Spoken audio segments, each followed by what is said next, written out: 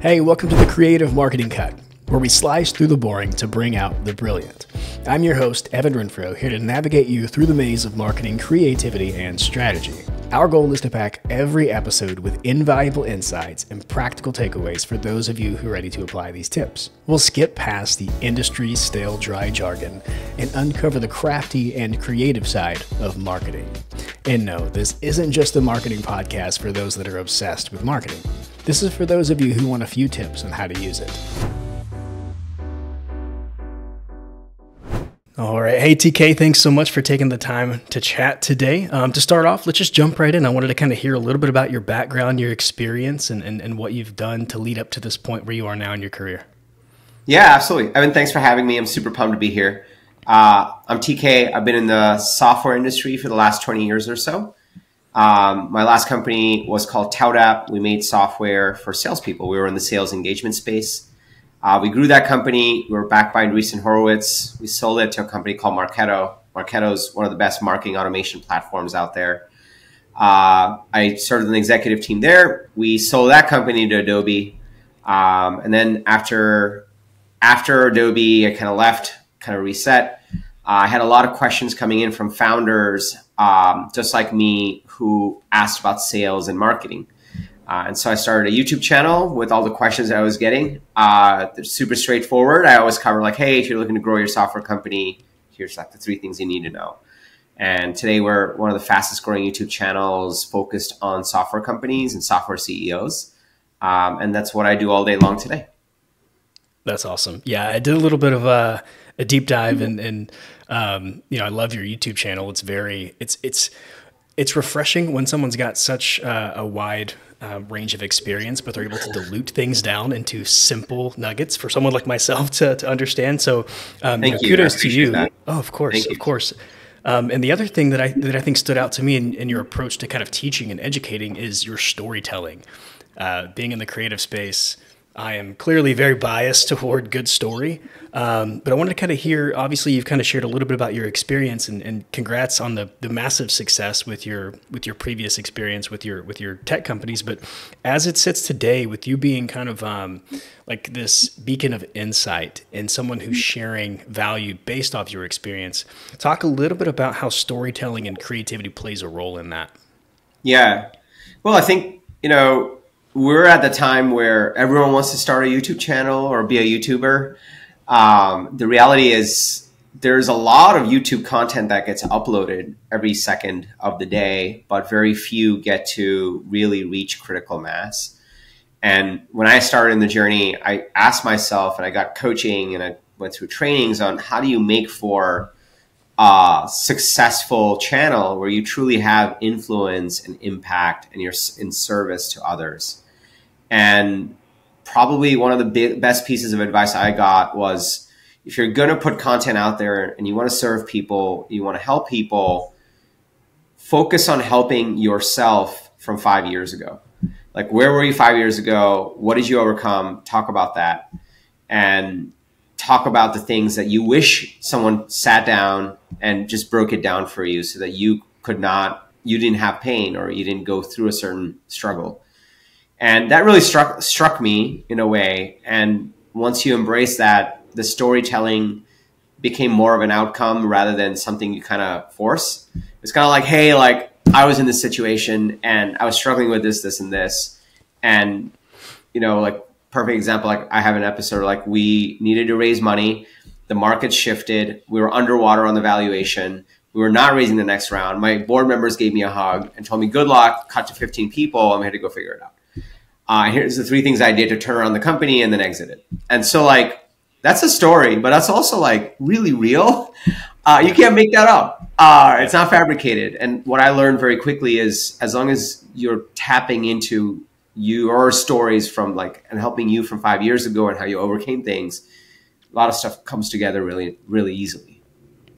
That's great. Yeah, no, I've noticed, it's that same philosophy, right? Of like scratch your own itch, right? It's so much easier, like you said, when it's not fabricated or forced, when you're able to speak from a place there's sincerity there. And I think that the pains and the challenges and the scars to show from it, I think that's what helps build that resonance with those whom you're serving. So again, I'm very biased. I on the creative side, I always lean into the story and what is that really that packaging for how we deliver something. And I've used the framing all the time of like hide the medicine in the sauce, right? If you're just trying to give some sort of value and educational content, presenting it in a way where someone can feel like they're just like linking arms with you and making the journey together. But I love that. And I know, again, kind of what I've seen of yours from a content perspective and from kind of that teaching, that expertise, that position that you come from, it doesn't feel like it's more of a lecture and it's kind of like scolding of those that you're teaching. It feels more like that ambassador approach. And I again, personally, I lean toward that. I love that. It's much more palatable for me. And I'm sure others would probably appreciate it in the same way. So kind of jumping into like turning the page just a bit, again, kind of referencing the experience that you've had, the success that you've had in your own companies, you're helping multiple other SaaS companies now. I would love to hear kind of in this bucket of marketing, what are some things that you feel are maybe transferable, regardless of the use case or the persona that SaaS or that company is serving? What are some ways that they've found success that, again, you think are transferable from one industry or product to the next? Yeah, it's funny. We have roughly, at this point, we're at about 60,000 subscribers on the YouTube channel, and I work with about 300 founders directly. Like I coach them. And even though we're so specific on software, I get people messaging me all the time. They're like, hey, like I use some of your stuff and I own like a dry cleaning business or something crazy like that. And I'm like, well, it is core principles, right? Yeah. And I just happen to have experience in software, so I just talk about software. I don't want to talk about other things. But I do think that there are core principles in marketing. The three things that I try to instill, and I try to mention it on almost every single one of my videos, every single time I'm working on a company, on their marketing or their sales or their go-to-market. There's three things I think you really need for marketing to work well and for a business to work well. The first pillar I always think about is who's the ideal customer and how can you succinctly define the ideal customer. The one thing that I think people forget is Amazon started selling books online at a time when no one bought anything online and they only sold books. And that was kind of like a weird specific thing. Now they sell everything everywhere, but they started with a very specific type of ideal customer. So a lot of people think that, they're shortchanging themselves. Like, no, this can be so much bigger. But in order to create something big like Amazon, they had to start with books online in 1996 or 1997, whenever they started, when no one was buying anything online. So having a very specific ideal customer profile is super important in marketing and in sales and go-to-market. The second thing I think about a lot is what's the message? Everyone needs to have a very differentiated message.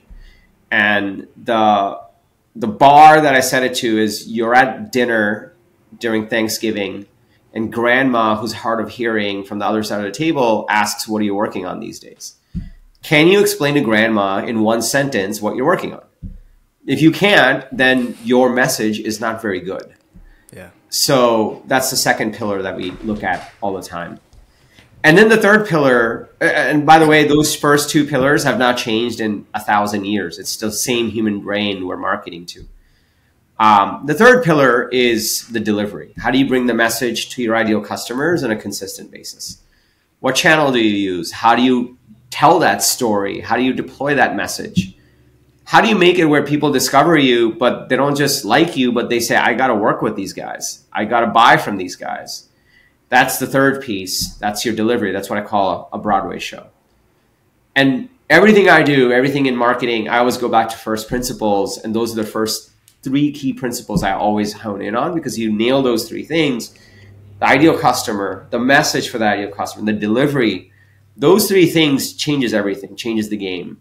And it doesn't have to be complicated. In fact, it can be really fun to figure it out. And that's how I approach it.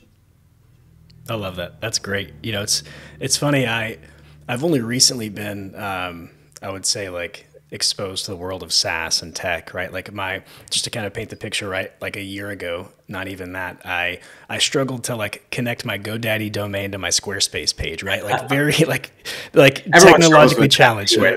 Yeah, it's why do they make it so difficult? But now, I found myself, 9 months in, I kind of stumbled my way into creating a micro SaaS. Right. And it was awesome. First, like we talked about before. Thank you. Yeah. It's like scratch your own itch, right? I was looking at like all of the things on the front end that would help collapse my workload and make my life more efficient. And then the more I got into it, the more I recognized that, oh, wow, this has utility and benefit for an entire industry. And I bring that up to say, like, most of the 9 months, like a big portion of it, 8 months of it was research. Nailing down that ideal persona of whom it serves best.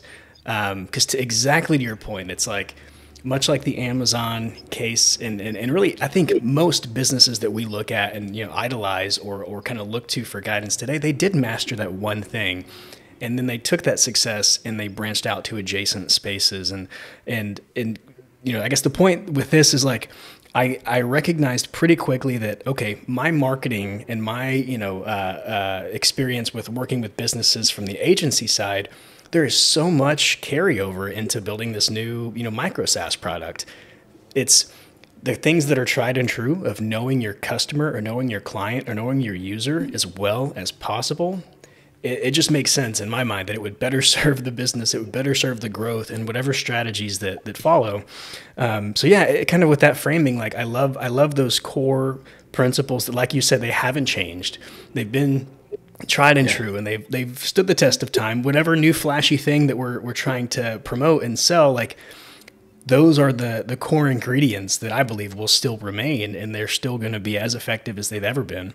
And kind of, again, putting that perspective on like, how can we serve this person as well as possible, and really going deep before we try to expand and go wide.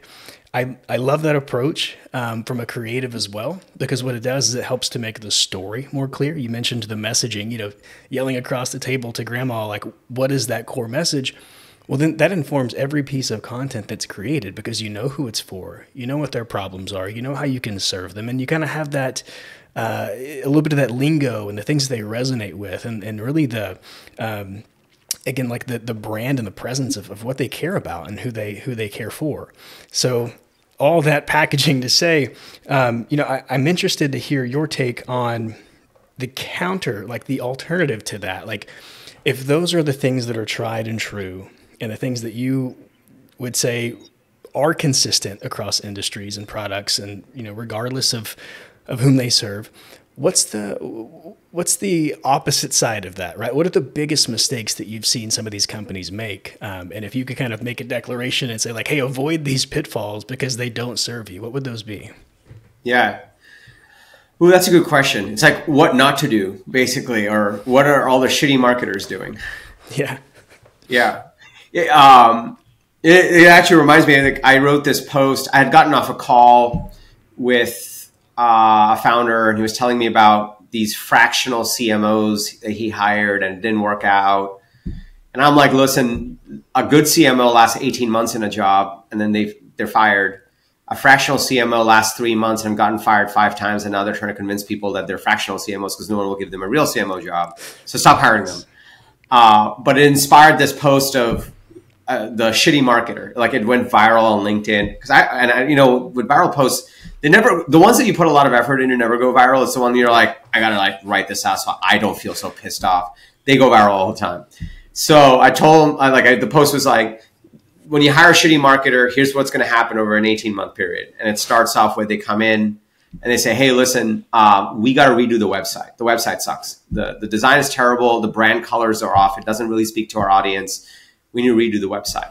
That's going to buy them about 3 to 6 months on the job, because it takes 3 to 6 months to get the website going. They get the website project going.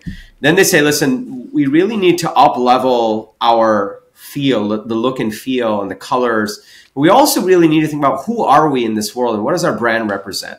So they'll bring in another expert and do another 3 months on here's what our brand really represents. That gets them to the 6 month mark, and the CEO is probably like, hey, what's going on? And they're like, well, we got the new website. It's beautiful. And the CEO asks like, well, is it converting at a higher rate? Are we getting more leads? Are we getting more pipeline? And it turns out every website redesign always yields less conversions. That's just the nature of the beast.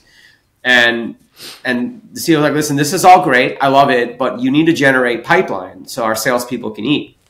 And so they say, no, you're totally right. We're not going to focus on demand generation. And then in the next one-on-one, the marketer will come back and say, listen, our Marketo instance is completely borked. Or even better, like, look, we're on HubSpot. We really need to upgrade to Marketo. Like, that's like the real good one. And our data attribution and the pipeline, it's all messed up. And we really need to get the integration right. So we're going to completely revamp our tech marketing stack and make sure that we got Marketo in place and we have the intent signals coming in and we have ABM and we add this AI piece. So we're going to get all that together. So that buys them another 3 to 6 months on the job. And so 12 months in, they've revamped their Marketo tech stack and they have a shiny new website and the colors are just right, but they had to let go of a bunch of people because they just didn't hit their revenue numbers and the pipeline never came. And then they come in and the CEO's like, listen, this is just not working. We're just not getting enough pipeline. Like, no, don't worry. Like everything's in place now. I've got everything. Like we got the brand, we got the message, the website's great. The Marketo is like, it's all running. I just need some more ad budget and we're going to like turn the machine on and it's going to rain in a quarter. And so they're like, okay, fine. We invested in all of this. We invested in you. It's been 12 months. You're right. We do now have a website. We do have all this tech stacks. The messaging's perfect. So fine, here we'll approve the extra ad budget. Take the Ferrari out to the race. And that buys another 3 months. 3 months goes by. They generate a number of leads, but none of them turn into real sales opportunities. And the CEO sits down and says, hey, listen, it's been 18 months. I just don't think this is working. And so they fire the CMO and they say, oh, that was the wrong CMO. And a new CMO comes in 18 months later. And the CMO is like, listen, this is all really great, but your website is out of date. And that's the cycle. That's why the CMOs last 18 months and fractional CMOs don't get anywhere. And that's a real story. So many CEOs have gone through it. So many people that work for CMOs have seen people do this over and over at companies. It's a real thing. So, and I should say this story not to make fun of CMOs, although it's easy to make fun of CMOs. There are incredible CMOs that do really well. I think that the biggest thing that they screw up is they just don't do the math. I think most marketers, like not even CMOs, marketing math is one of the most important things to really nail. For example, our lives are governed by the Pareto principle. It's 80-20. Whatever you do, 20% of it is going to be the output. The reality is if you create $1 million of pipeline, you're going to close 20% of it on average. 20% of opportunities are going to be closed. If you generate 100 leads, 10 of them are going to turn into real sales opportunities. So if you have a certain target number, a revenue number, and every marketer should know a revenue number, then it's your job to do the math to say, well, here's the percentages and here's how much traffic I need to generate and here's what the conversion should look like. And I'm going to start that right now. And guess what? The ugliest landing pages convert better. It's not about the colors. People don't care. They just met you. They don't even know what colors to like about you. And so I think that marketers just don't do the math, and I think that's what hurts a lot of marketers. And I think there's a lot of marketers that don't know how to do the math, and so they make up all this other crap to waste time for job security, and then 18 months at a time, they make a pretty good career until it adds up to say, oh, you've had 3 18-month stints. I don't think we want to hire you anymore. So they say, I know, I'll become a fractional CMO. Yeah, no, it's funny. It's the sad reality, but it's also like it's worth mentioning and it's worth pointing out. And I think much to your point, like focusing on the things that actually move the needle are ultimately what are going to be like if we're looking at job security or efficacy of a role or really just like growth within the business overall, right? I'm a big fan. I've said this, I say this when I'm, trying to win business, when I'm presenting to a client or prospective client, all the way to collaborating with other creatives or other, people that have respective areas of focus, it's always the same thing, and it's always, I want aligned incentives. If we're after the same thing, at the end of the day, like our role, our responsibility, our scope of work, our ideation that gets put into practice, like whatever it is, if it's pointed at the same thing, my belief is that like that's got to be step one. The incentives have to be aligned, and I mention that because like it's not uncommon, I think, for like you said, marketers try to like make up these metrics, or they make up these things to justify like their role or their whatever they're contributing. But if we work backwards from like, what is the company trying to accomplish, or what is the business trying to do, that almost informs everything else that matters. And it kind of maybe creates a bit of a gap between the things that are just maybe busy work, right? Like making it pretty before we've made it work, making it effective first, and then we can reiterate on it. And kind of within that framing, it's funny because I usually refer to, I guess, my skill set and what I am most interested in. I explain it like it's at this intersection of like CMO meets creative director, right? So it's like the ideation and the creativity of making it something that's interesting and something that's story rooted and something that's got like potential to be inviting, right? Not just direct sales where I feel like it's going around the internet chasing people and twisting their arm until they finally say, okay, tell me more. But then on the other side, it can't just be so rooted in metrics and stats that it loses personality, right? Like it has to have an objective and it has to have a purpose and intention. And I think that should be married up well with, okay, well, how do we make it uniquely ours and uniquely fit to the person we're trying to present it to? And, that's maybe it's my visual way of kind of framing it, because it almost helps to communicate the workflow and the process and how I go about doing these things.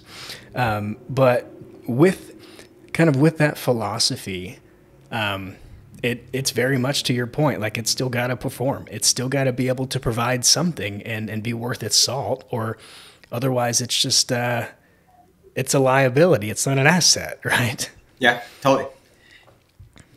How do you, okay, with that in mind, right? Because there's a ton of marketers now, especially with everything from digital to, branding, and there's many, many different disciplines within it. As it pertains to the space that you've had experience in and those that you're consulting and guiding, what's your kind of take on how marketers can kind of stand out and rise above the noise in today's world? Yeah, I think there's 3 core pillars of marketing that really matter today, particularly in my world, which is software. There's brand marketing. There's product marketing. Brand is, what are the feelings and words that are associated with your logo and your company when people look at it? Product marketing is, what do you say to grandma when she's asking, what do you guys do? And then the third is demand generation marketing. And that's, how do you get the message out to the people? So if you're at an early stage company, there is no brand, and brand marketing is pretty useless. It's really product marketing and demand generation marketing.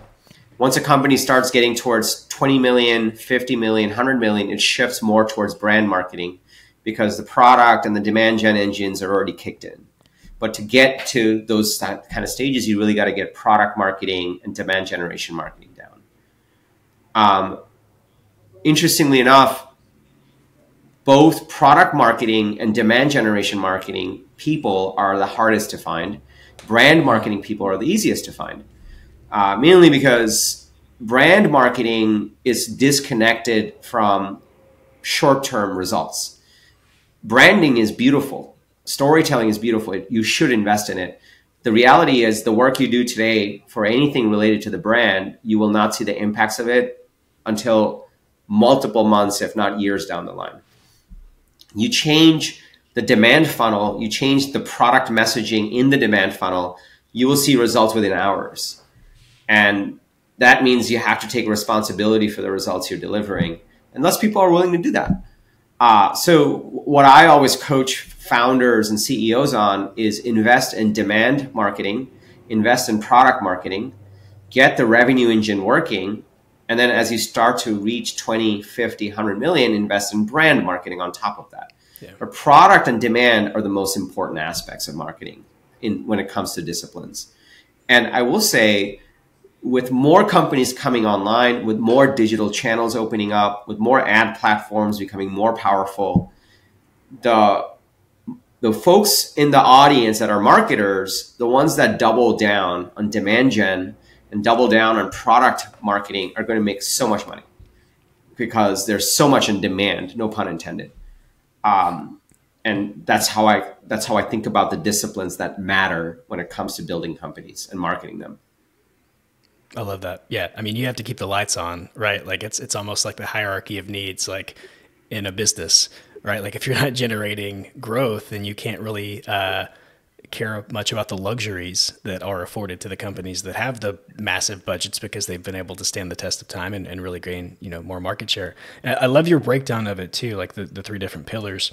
So, for me, kind of my approach, and I've found that I gravitate toward different modalities just as an audience, as my interactions with the content that I'm interested in, and obviously that does bleed into how you perceive what is created. I'm under the belief that we curate things, right? Like we have a bunch of different input and we kind of filter it through our perspective and our lens, and then we are curating whatever we put out into forms of content and marketing. So with that, it's like, for me, I've broken it down into similar categories. And I think that big, glamorous one that everybody likes, because, if there's a little bit of ego in there, they like to see the big, beautiful piece of content that represents them well, like that brand piece. I also kind of have within that same bucket, like creative ads. Which I do think, if done well, they can communicate, overcome objections. They can really present your product or your service to the right audience, and it can help clarify and really account for a lot of the product marketing aspects as well. And then maybe a tier beneath that in terms of production and glamour is really the gritty part of the value.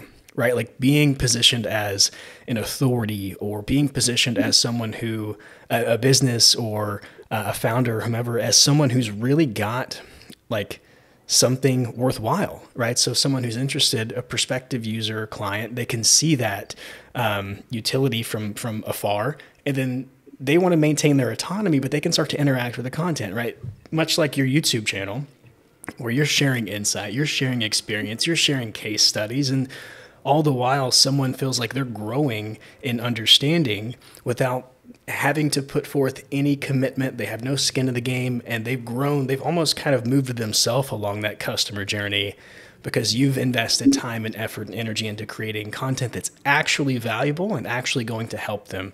And I kind of frame it that way because, again, kind of going to the perspective of, there's an almost obnoxious amount of options and advice and direction on like what should you do for marketing and what should you do for creative and what should your content look like. But I love how you've broken it down into those different pillars. And I think for a business that's looking to start with, well, how do we do what's going to be effective for us in the next handful of weeks and months, and at the same time maybe get the ball rolling for the things that are going to be a little bit more evergreen, the things that need a little bit more of a runway to be impactful, but it's worth starting them now because they take time to come to fruition. And yeah, I guess I frame it that way again, because that's how I understand it, and that's how I can approach it. And it makes sense in like a workflow perspective. And kind of on that note, like as you've seen different companies maybe gain product market fit, or you've seen companies like you've coached them in their go to market, like anything in between, like what are some of the, maybe I like the word scrappy, maybe it's not looking at what resources you don't have available, but rather looking at the ones that you do and making them greater than the sum of their parts. So kind of as we've framed up the different marketing approaches and their different use cases, like what are those maybe under the radar scrappy methods and modalities that people could utilize to grow their companies? Yeah, there's two I love. One is probably the most OG thing that you could be doing in marketing, but works better in 2024 today than ever before. And that's to launch a really, really high quality lead magnet with a really simple landing page and post content online that links to that lead magnet. So like exactly like you were saying, put content out there that delivers value. And at the end of it, say, hey, if you want to learn more about this, grab a free copy of my 5-point guide and link them to a lead magnet. And there's one software I love. I'm an owner in that company. It's called Instant. And within 90 seconds, it can help you launch a really high converting landing page. Really high. We've seen 30, 40% conversion rates on those landing pages from cold paid traffic. That's how good they are. And the reason it's so good is because it helps you create it in 90 seconds using AI. You answer a bunch of questions and it helps you craft it. And once you fill out your information, we give them the lead magnet right away. A lot of times with traditional lead magnet software, and I hate this, is like you fill out that form and like, okay, cool, we'll email you. But by the way, do you want to buy this thing? They're like, what just happened? So with Instant, we give them the lead magnet right away. And underneath, like, hey, do you want more of this? Hit this button. And we track how much time are they spending on the lead magnet? What are they consuming? Are they clicking on the links? And we nurture them appropriately. That's what Instant does. So the number one thing, the most OG thing you can do, but there's a 2024 version of it, is launch a really great lead magnet. And anytime you're posting content online, give them a ton of value and say, hey, by the way, if you want more, grab a copy of my 5-point guide, the lead magnet. And have a really easy, simple, high converting landing page and give it to them right away. Like serve it right away. Game changer. It converts at a very high rate. It builds trust. It builds loyalty. Everything you just said, it does for you effectively, because what you're doing is you're giving value, you're building that relationship, and you're also creating that lead so you can nurture them and reach out to them. So you get a double flank strategy. You're adding the value and you can reach out to them. So it doesn't have to be either or. It doesn't have to be just like, okay, we got 50,000 likes, but no one's buying anything. It's like, well, we got 50,000 likes, we got 50,000 leads, and we're nurturing them and we're following, and they're consuming our content and we're nurturing. Like that's where the power really comes. So launch a lead magnet is my number one, which is the most OG thing you can do, but still the most effective thing. All the people that are trying to sell you something are trying to sell you this weird new trick to generate leads. All the people that are successful in marketing are just running lead magnets. So that's my number one. The second one that I think is scrappy and very powerful is launching, and again, this is OG, but works really well, launching a referral campaign. So most people don't ask for referrals. They don't ask their customers for referrals. They may ask once and maybe they'll get a referral. So I recommend this company called Megaphone. And their URL is usemegaphone.com. And again, I'm a part owner in this company. And I take ownership in companies, go-to-market companies that I really believe in. And then all my clients use it. And like it just works really well. What Megaphone does is it takes your customer list and it nurtures them. It hits them up at variable points and say, hey, like, if you know another person that will get value, click this link. We drafted an email for you. Just refer us. And for every successful referral, we'll give you this incentive. And it's just a simple email. It's just one click to refer someone.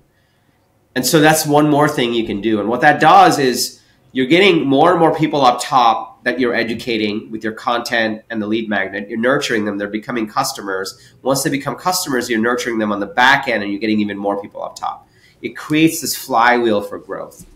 And you do Instant and you do Megaphone, you're going to be unstoppable in driving growth in the most scrappy way you can imagine.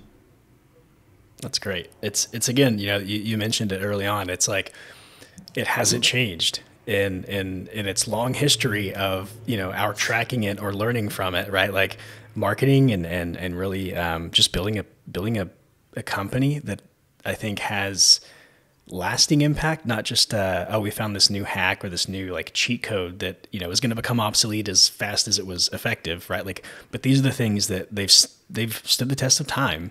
They've been effective, and then there's really a reason as to why they're still impactful. And I love that. It's the timing of this works out well, because I find myself, you know, I'm about 2 weeks into really sitting down and you know, putting the blinders on and actually focusing on finishing a lead magnet that I've started 100 times and just never have like followed through completion, because as a content creator, you kind of get sidetracked. Yeah.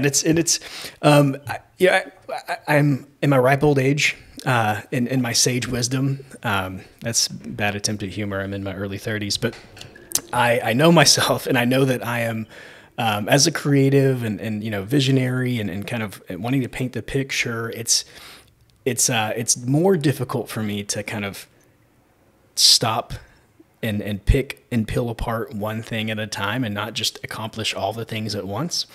And that said, it's, again, to your point, like the tried and true methods, building something of value that's easily acquired, it's instantly received, right? It's giving that early win.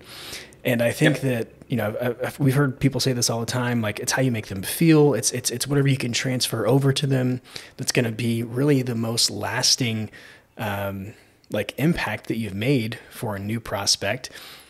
That's going to be remembered. Like if it's something where they feel like they've had to jump through hoops just to get some mediocre piece of value from you, then that's going to be their impression. And that's what's going to be like stuck and embedded in their brain when they do business with you, or if they were to do business with you.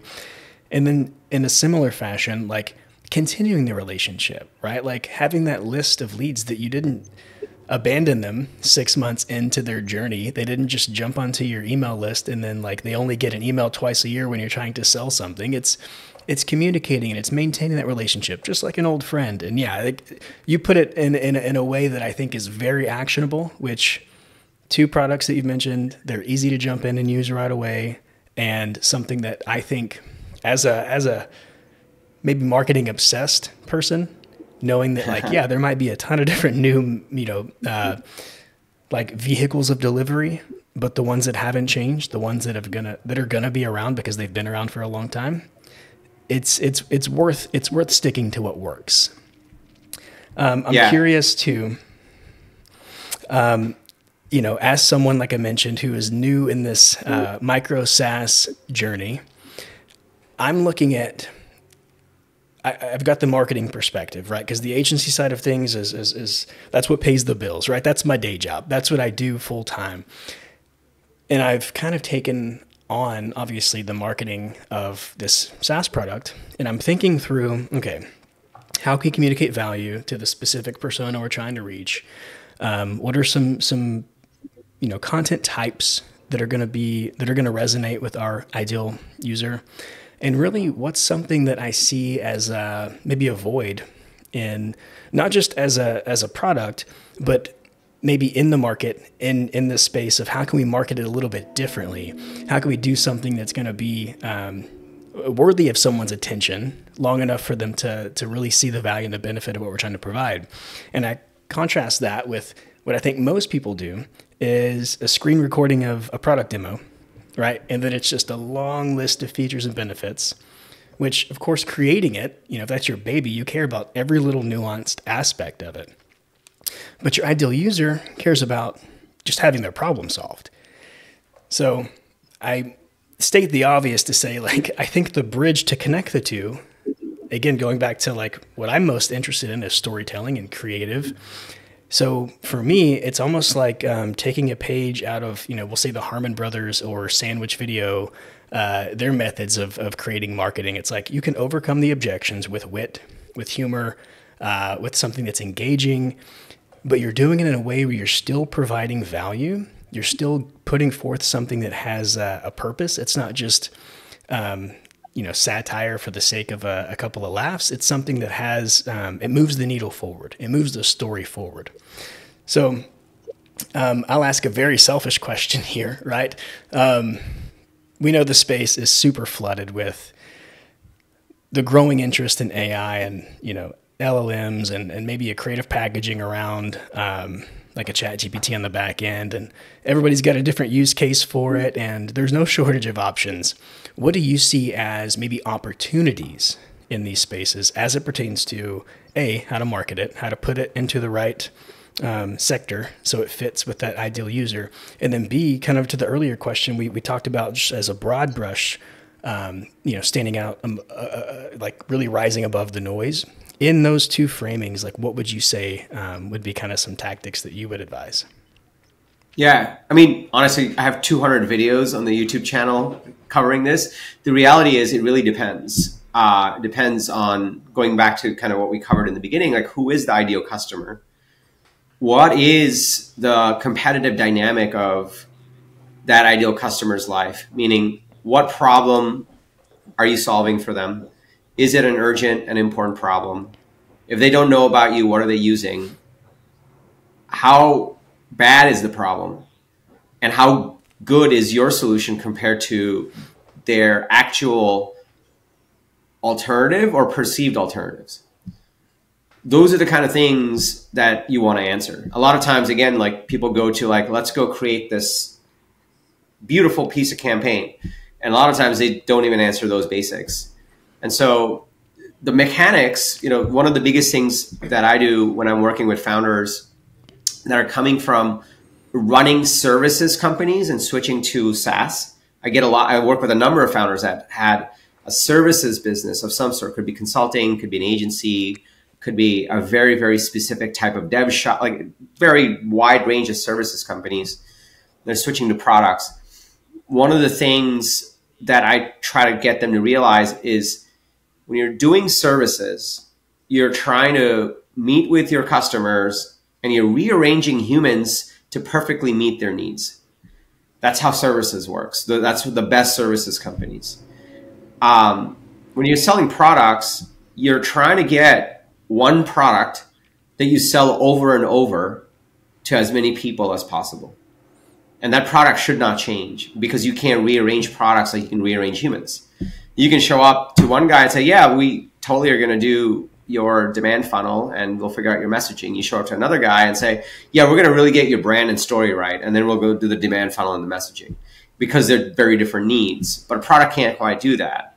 A product does one thing really well. So getting to the brass tacks of who's the ideal customer, what is the urgent, important problem that this product consistently solves? And are you 10 times better in solving it than anything else in the market? And anything else could be doing nothing because it's not that important or urgent of a problem. An alternative could be a simple spreadsheet that just gets the job done and they don't care. Or it could just be using ChatGPT for $30 a month, and that's pretty damn good. So that's the dynamic. Once you start to answer those questions, then you can decide on how you want to communicate that and deliver on that message on what the problem is, how you solve it, and why you're 10 times better. That could be a video. That could be a creative ad. That could be a really great lead magnet. That could be just a LinkedIn post. That could be an SEO ad. That could be a sponsored influencer video. It could be any number of things. That could be direct mail. If your average deal size is $100,000 and you sell to your target market is 100 people, well, screw everything else. Send them a FedEx envelope. It has a 99% open rate and probably a greater than 0% engagement rate. Just send it to those 100 people, and one deal will pay for that entire campaign. So it depends. It depends on all those dynamics. And once you map those pieces out, then you can decide on how to define the attack vector into the market, so you can achieve that goal of one product selling it over and over and over and over and over to as much of the target market as possible. That's great. Yeah, and again, you have you're very gifted in your ability to take something that is obviously very complex and nuanced and really truly filter it through a lens of something that is actionable and there's like practical takeaways and immediate take. Of course, yeah. And you know, it's, again, this has only been a world that I've been exposed to for 9 months now. But I have a bit of like, my default is to become a little bit obsessed with something that I'm interested in, right? So it's like I'm just consuming all the different bits of information I can, and it's kind of like the ready, fire, aim approach. It's like, you know, I rather than taking months and months to build out the MVP, I did a basically passable job of like a wireframe in Figma and use the no-code builder to get the MVP out and get into the hands of like 15 people just to get feedback, right? And it's like, that's awesome. Thank you. Yeah. And it's like knowing that feedback and iteration kind of working simultaneously until some of this has like clarity with the message, right? Like What are they actually using it for? And, you know, the lean startup method, right? Like putting it into the hands of people and like really keeping an ear to the floor. Like, what are people saying about it? What are they wishing it did better? What are they using it for? Instead of just making the assumption and then just kind of like taking, you know, an excessive amount of time to let that come into fruition. And in the meantime, it's either become obsolete or I was way off with making a guess. And yeah, that framing and that path to say like, it's kind of been, it's been a fun pairing because having the passion that I do for marketing and messaging and creative and really solving problems through the vehicle of content, like that's been helpful with communicating and getting those first, you know, early users and building the messaging and the utility around it. So, I mean, you know, effectively what it is like, I know the industry, I know who I'm serving, and I've worked with a lot of those people from the service side, from the agency side.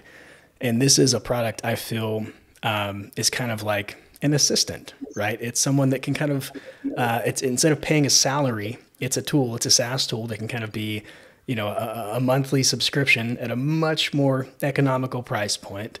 And what that does for me is it allows me to kind of like, again, collapse the front end of the work that I would do for market research and content ideation and strategy and everything that should fit into the deployment. And now it's available for people that might not have it in the budget to spend on an agency creating it for them, but they can at least get to the point of hitting record to create it, and they know it's aligned with the person they're trying to reach.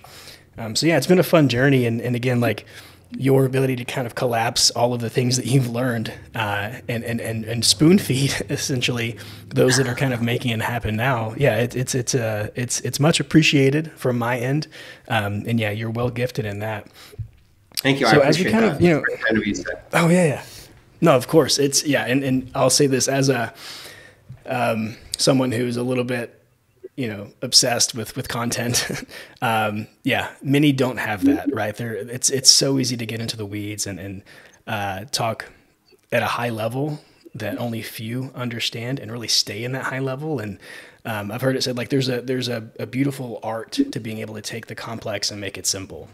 So that's what I strive to do because it helps me to understand it. Maybe I'm simple, but also, yeah, I much appreciate it when that's when other people deliver it that way as well. So last thing I got for you, because I appreciate your time. I know you're a busy guy. Last thing I've got is, yeah, of course. As you see this big shift, as you see things maybe getting replaced by software, or maybe things have been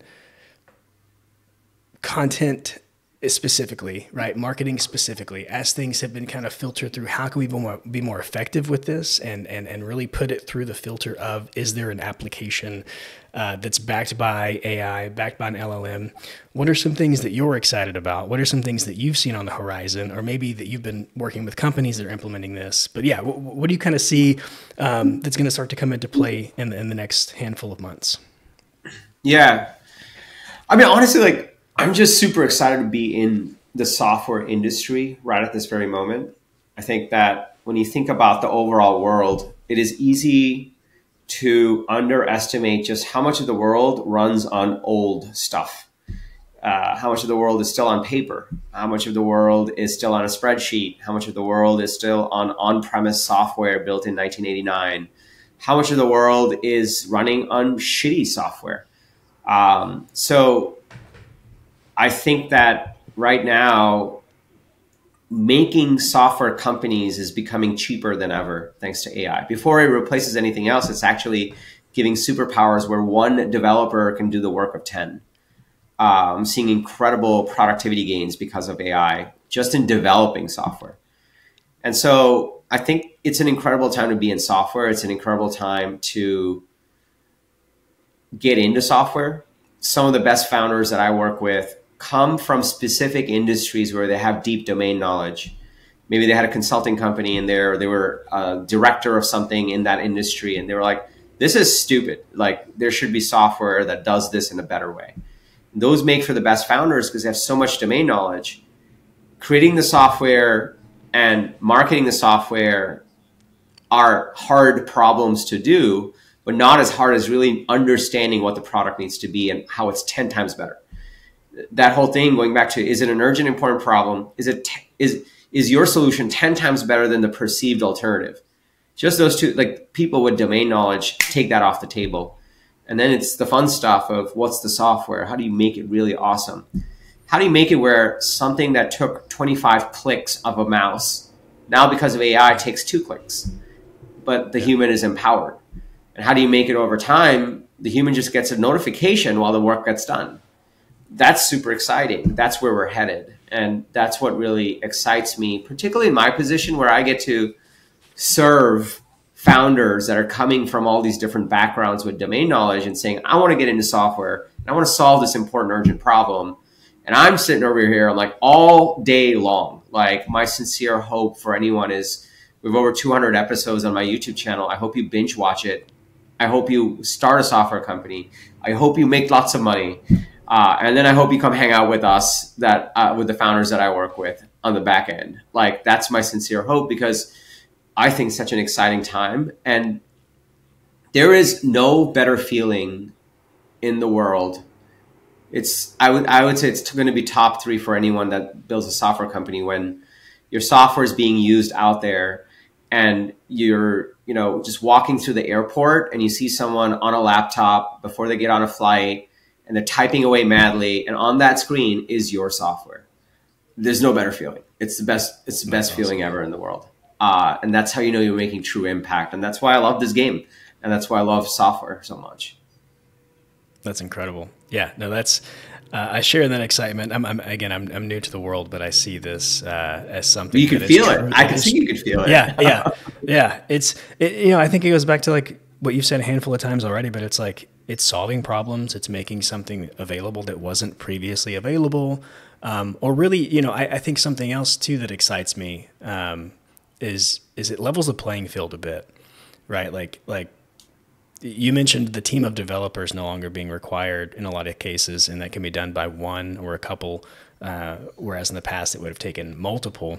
Like, that just brings, I think, more innovation into the space in a much more rapid iteration. And I think a lot of people that maybe have great ideas and the resources weren't within their reach, well, now those ideas get to come into the world, and if they're really valuable, they'll gain traction, and maybe they'll get into the hands of the people that need them most. So, yeah, I share in that excitement. Anything I didn't ask you that I should have? No, I think we're good. Just go to tkkader.com/YouTube. And if you want to launch a lead magnet, just search for lead magnet. I have a bunch of videos on it. If you want to launch referrals, just search for referrals. I have a bunch of videos on it. If you want to start a software company, you want ideas, I have a bunch of videos on it. So just go watch the channel and smash that like button and subscribe. Yeah, no, I appreciate it, TK. You've been a whole wealth of knowledge, and I appreciate you taking the time to chat. Absolutely, Evan. Thank you for having me. I really appreciated your questions, and I enjoyed the conversation. Absolutely.